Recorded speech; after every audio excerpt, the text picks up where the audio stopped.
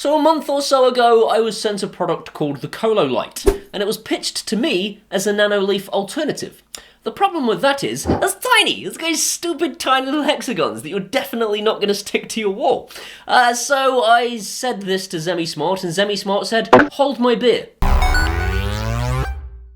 So the first thing to do is to take the little templates out of the box and start sticking them on the wall so that you can get an idea as to the kind of shape you're going to build.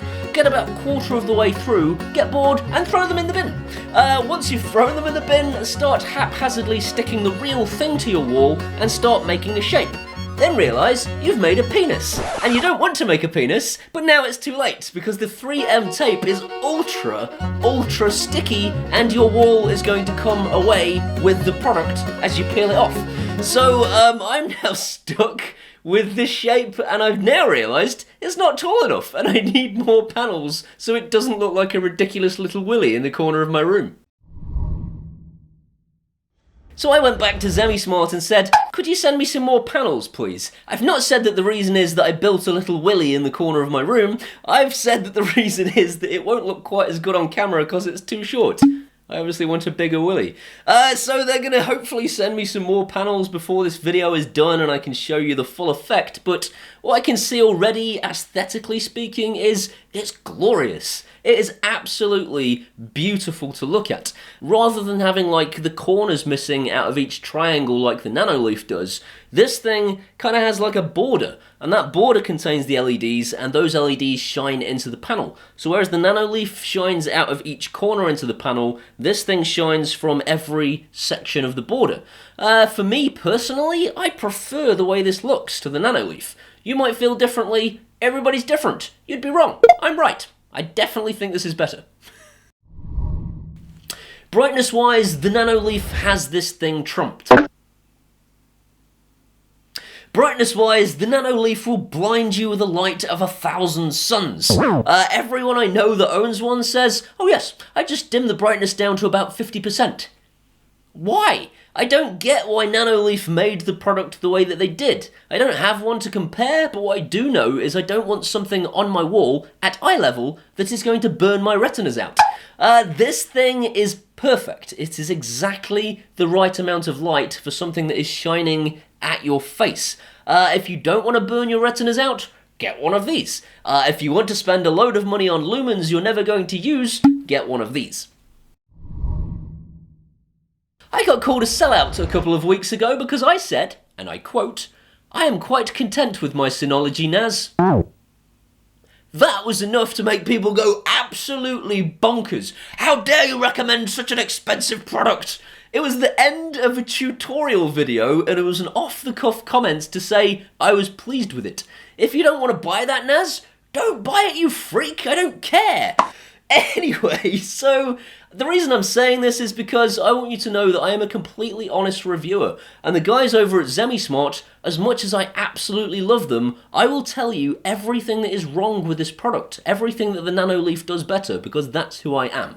So first of all, it doesn't do if this then that, which is a massive shame for me. I love if this then that. It allows me to connect third-party devices to control this, and that's something I would like to have done. It doesn't do Apple HomeKit, and this is probably a bigger deal for a lot of people. If you're an Apple user, that's going to be a serious disappointment for you. Please don't leave. Please keep watching the video. So it doesn't do those two things, and the Nanoleaf does. If you're looking for a side-by-side comparison as to what the Nanoleaf does better, well, it'll burn your retinas out. If you want more brightness, it will do if this then that, and it'll do Nanoleaf, and there are some far better things about the app, and that's what we're going to discuss now. If I then get my device added, I can turn it on and off from this panel. That's so far, so good. If I then open this up, it needs to be on first. Why? Who knows? I'll tell you why. It's because they didn't bother sticking an on-off button in this panel, which is on its own ridiculous. There should be an on-off button here somewhere, but there isn't. You've then got static or dynamic. So I am in static now, so dynamic is showing, which is immediately confusing. If I click dynamic, I'm now in dynamic, but it shows as static. So this isn't a heading, it's a place to go. You've then got brightness up and down. You've then got a speed of transition, so this is it's transitioning through its patterns. And these patterns, these are kind of your defaults. You've got a rainbow pattern, you've got a fire pattern, you've got stars, and none of these things look anything like their picture. So if I click this middle thing here, totally counterintuitive, but if you click that, you get like a weird thing that you can spin around, which is off the screen slightly for some reason. And spinning around these doesn't do anything like what you would expect. This gives you panel 31 scene. So that's scene 31. That's scene 54. I mean, am I going to write them all down? Go, I liked 126. I'll keep going back. Completely insane. Down here, these do... I don't even know what they do. I don't even know what they do. Why are they there? I don't understand why they're there. That's completely bizarre. These buttons at the side will keep just counting up so that you don't have to use the dial. Back on the usual static panel, you can pick your color and again alter the saturation and the brightness. That is kind of the whole app. But it took me about an hour to get that far in my head because I was like, what does any of this mean? It's so counterintuitive. Timers are great, but look what it says there. Look at it. Once the device is powered off or updated, all your timers will be deleted. Thanks. So adding timers does what you would expect it to do, and they do work, and they work well, but don't ever turn it off, because your timers will disappear. If you wanted to control this thing using like your SmartThings hub or some other third-party device, I would plug this thing into like an RF plug socket or a Wi-Fi plug socket and get the SmartThings hub to turn the plug socket on and off, because this thing, fortunately, does remember the last setting. So once you've set something that you like, you can keep switching the power off and on, and everything will do what you would like it to do. So at least there's that.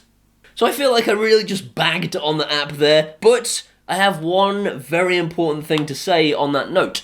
If you're using the app on a regular basis, you've got something wrong with you. You're probably going to set a color that you like or a scene that you like and never touch it again. And if you do touch it again, you can use the app to randomly go through different scenes and go, oh, that's pretty. If you're stoned, which is the only reason I could think you would ever want to open this app up, it'll be great. So get really high, then open the app, and just pick stuff at random, and you'll have a really good time. Nanoleaf will sell you an overpriced gadget to plug into your overpriced gadget so that your overpriced gadget will react to music, which is great, but expensive. This thing comes with a music receiver, which will control the lights and do all that good stuff, and that works brilliantly. It also comes with this little horseshoe type audio receiver, so you can actually plug She That Should Not Be Named into one side, and your hi-fi system into the other, and then she will control music and make lights do things, but your speakers will actually play the audio, which is brilliant.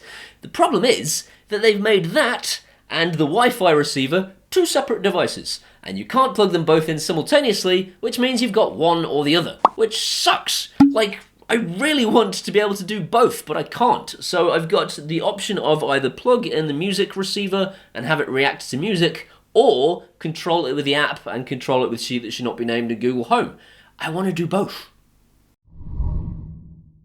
Price-wise, the Nanoleaf costs Jesus Christ. The Nanoleaf costs that much money.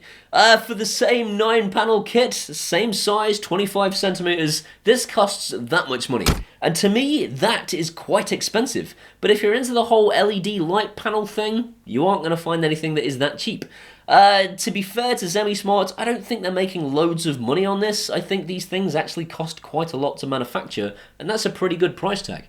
I don't have much more to say on the price. To be fair, that is horrific. That is expensive, but the cheapest you're going to see something of this type.